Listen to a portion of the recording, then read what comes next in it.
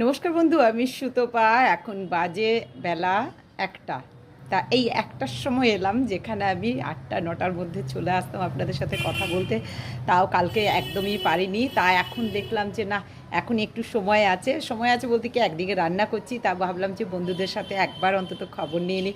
আর আমার বন্ধুরা কেমন আছেন বলুন। আমি জাস্ট এই পুজো করে উঠলাম, একটু দেরি হয়ে যাচ্ছে আসলে। সকাল থেকে এতটা কাজ, তারপর ওদের অফিস আছে, সেই জন্য সব দিকটাই তো করতে হয়। তার মধ্যে আজকে কাজের মেয়েটি আসেনি, মানে এত সকাল থেকে কাজ করছি যে আপনাদেরকে কি বলবো।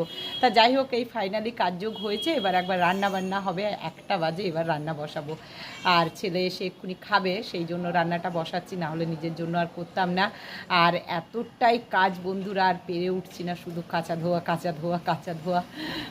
আর দেখতে দেখতে পুজো চলে এলো। শুভ তিথি আজকে বলা চলে, 2টো দিন হয়ে গেছে। আর মহালয়া থেকে